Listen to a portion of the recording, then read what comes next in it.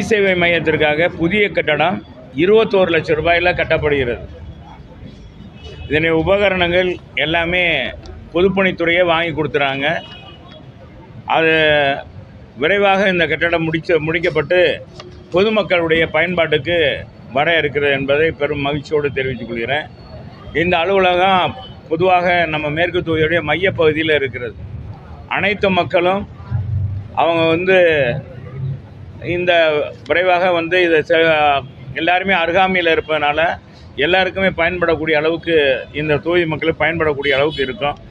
இங்கே பொதுவாக இருப்பிட சான்றிதழ், ஜாதி சான்றிதழ், பிறப்பு இறப்பு சான்றிதழ், குடும்ப அட்டை, முகவரி மாற்றம், பெயர் மாற்றம், திருத்தம், ஆன்லைன் பட்டா, ஆன்லைன் சான்றிதழ்கள் அனைத்தும் மேற்கு தொகுதி மக்கள் பெற்று பயனடைய மேற்கு தொகுதி சட்டமன்ற உறுப்பினர் அலுவலகத்திலே மையத்திலே பதிவு செய்து கொள்வதற்கான எல்லா வசதியும் செய்யப்பட்டிருக்கு.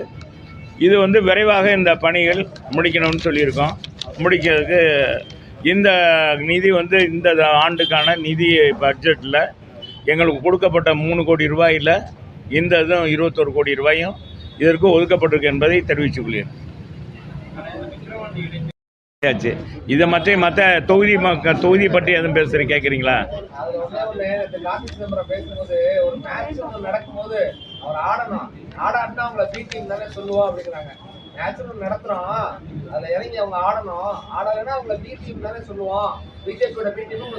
பிஜேபிக்கு எங்களுக்கும் ஒட்டு உறவு இல்லைன்னு நாங்களே சொல்லிட்டோம். இது பேசியாச்சு. எங்கள் பொதுச் செயலாளர் சொல்லிட்டாரு.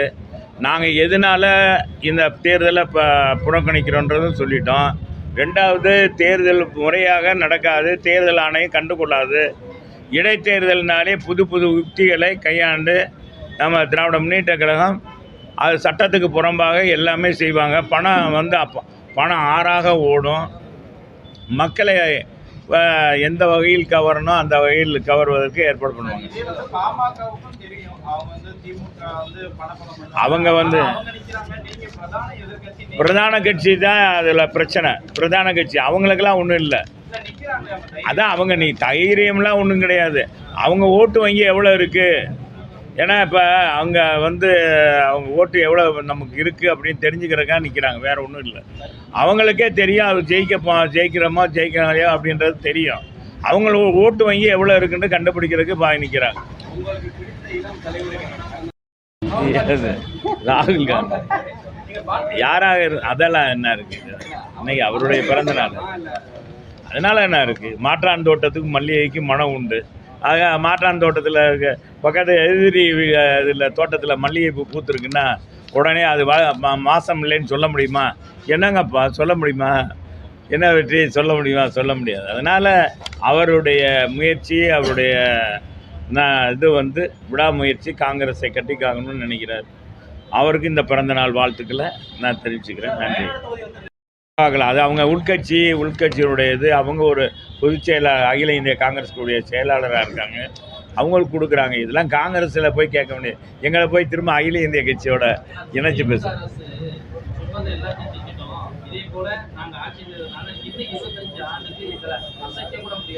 அப்படிதான் சொல்லுவாங்க. அதை வெற்றி பெற்ற மம்மதையில் பேசுகிறாங்க.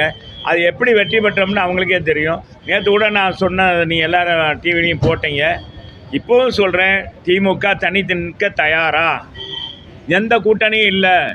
நாங்கள் தனித்து நின்று திராவிட முன்னேற்ற கழகம் உதயசூரியனில் தனித்து நின்று நாங்கள் நிற்போம். எல்லா கட்சியிலும் தனித்து நின்று அவங்கவுங்க திறமையை காமிக்கட்டும், அவங்களுடைய செல்வாக்கை காமிக்கட்டும், நிற்க தயாரா என்பதை நான் கேட்குறேன். இப்போ இந்த 234 இன்னும் 25 வருஷம் சொல்கிற அமைச்சர்கிட்ட நான் கேட்குறது, அவங்கள்ட்ட கேட்குறதெல்லாம் இதே தான். உன்னே விட்டு மொத்தம் கேட்குறது என்னென்னா, நீங்கள் தனித்து நின்று மக்களை சந்திக்க தயாரா? உங்களுடைய சாதனையை சொல்லியிருக்கீங்க. நாங்கள் நிறையா சாதனை செஞ்சுருக்கோம், மக்களுக்கு செஞ்சுருக்கோம் அப்படின்னு சொல்கிறீங்க. அதை நம்பி நாங்கள் எப்படி 2014 மக்களை நம்பி நாங்கள் நின்றோம். 2016 அம்மா அதே மாதிரி சட்டமன்ற தேர்தலில் 234 நின்றாங்க.